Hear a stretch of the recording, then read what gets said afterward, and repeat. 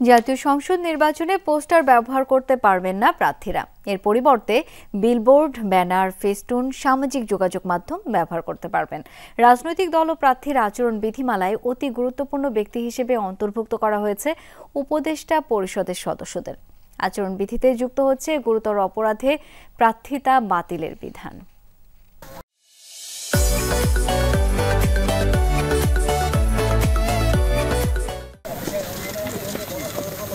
সুষ্ঠু, অবাধ ও নিরপেক্ষ নির্বাচন নিশ্চিতে রাজনৈতিক দল ও প্রার্থীদের আচরণ নিয়ন্ত্রণে রাখা গুরুত্বপূর্ণ। প্রতিটি জাতীয় নির্বাচনের আগেই প্রণয়ন করা হয় আচরণ বিধিমালা, যাতে নির্বাচনী মাঠে শৃঙ্খলা ও লেভেল প্লেইং ফিল্ড বজায় রাখা যায়। বিগত 3টি জাতীয় নির্বাচনে প্রার্থী ও দলগুলো আচরণ বিধি লঙ্ঘন করেছে অহরহ।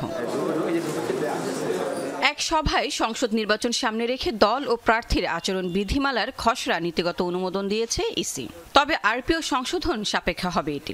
সভা শেষে কমিশনার আবুল ফজল সানাউল্লাহ জানান, এবার ভোটের প্রচারে থাকছে না পোস্টার, সামাজিক যোগাযোগ মাধ্যমে চালাতে পারবেন প্রচারণা। বিলবোর্ডের ব্যবহার অতীতে ছিল না, এটাকে ইন করা হচ্ছে। পোস্টার ব্যবহার বাদ করার ব্যাপারে যেটা একটা সংস্কার কমিশনেরও একটা প্রস্তাব ছিল, আমরাও একমত হয়েছি।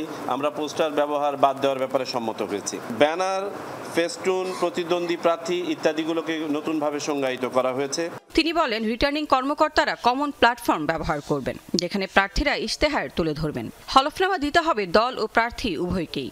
অতি গুরুত্বপূর্ণ ব্যক্তি হিসেবে যারা বিবেচিত হন, সেখানে উপদেষ্টা মণ্ডলীর সদস্যদেরকেও যোগ করা হয়েছে। বিভিন্ন সরকারি ফ্যাসিলিটির ব্যবহার, যেমন সার্কিট হাউস, ডাক বাংলো, রেস্ট হাউস, এটার উপরে কিছু বিধিনিষেধ দেওয়া হয়েছে। কোনো শিক্ষা প্রতিষ্ঠানে পরিচালনা পর্ষদের সভাপতি বা সদস্য হিসাবে যদি কোনো এই প্রার্থী নির্বাচনে অংশগ্রহণ করেন, কোনো প্রার্থী যদি থেকে থাকেন, তাহলে নির্বাচনে তিনি যখন প্রার্থিতা লাভ করবেন তার আগে তাকে পদত্যাগ করতে হবে।